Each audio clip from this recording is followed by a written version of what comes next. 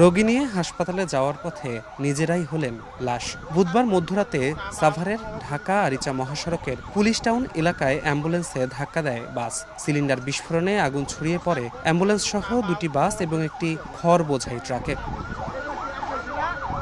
খবর পেয়ে ঘটনাস্থলে পৌঁছে ১.৫ ঘন্টার চেষ্টায় আগুন নিয়ন্ত্রণে আনে ফায়ার সার্ভিস। প্রত্যক্ষদর্শীরা জানান, বেপরোয়া গতির বাস ওভারটেকিং করতে গিয়েই অ্যাম্বুলেন্সে ধাক্কা লাগে। অ্যাম্বুলেন্সের ভেতর থেকে উদ্ধার করা হয় নারী শিশু সহ ৪ জনের পুড়ে যাওয়া মরদেহ। আহত ৭ বাস যাত্রীকে পাঠানো হয় হাসপাতালে। অ্যাম্বুলেন্স যাইতেছে শ্যামলী অন্য করে যাচ্ছে, যখন আপনার অন্য গাড়ি একটু চাপ দিয়েছে, চাপ দেওয়ার কারণে সিলিন্ডার বাস্ট হয়েছে। দেখি যে এখানে 3টা গাড়িতে আগুন জ্বলতেছে। একটা হইলো সামনে কি গাড়ি ছিল, ওটা পুড়তে ছিল, দেখার মতো কোনো সিস্টেম ছিল না। পরে পাশে যেটা পিছনে যে এইটা বাদ, যেটা এই বাসটা ঘুরতে ছিল। আমরা 7 জনকে গুরুতর আহত অবস্থায় হাসপাতালে প্রেরণ করি।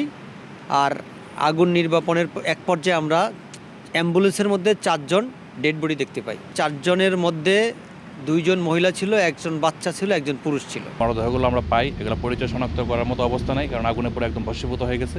তাৎক্ষণিকভাবে আমরা এগুলো আইনগত প্রক্রিয়া শেষে শহীদ সোহরাওয়ার্দী মেডিকেল হসপিটালের মর্গে প্রেরণ করেছি। ভোরে মরদেহ নিয়ে আসা হয় শহীদ সোহরাওয়ার্দী মেডিকেল কলেজ হাসপাতালের মর্গে। খবর পেয়ে ছুটে আসেন স্বজনরা, ভেঙে পড়েন কান্নায়। জানান, টাঙ্গাইল থেকে অ্যাম্বুলেন্সে করে রাজধানীর একটি বেসরকারি হাসপাতালে যাচ্ছিলেন একই পরিবারের 4 সদস্য। একটার পরে থেকে মোবাইল ফোনে আর পাওয়া যাচ্ছে না। নেটে সার্চ দিয়ে দেখা হয়েছে যে কোথাও কোনো দুর্ঘটনা হয়েছে কিনা। সাভারের এই ঘটনাটা আমরা দেখতে পারছি।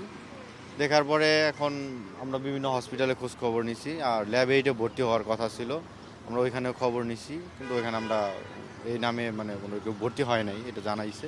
ঘটনার পর পালিয়েছে বাস চালক ও সহকারী। পুড়ে যাওয়া গাড়িগুলো নেওয়া হচ্ছে পুলিশের জিম্মায়।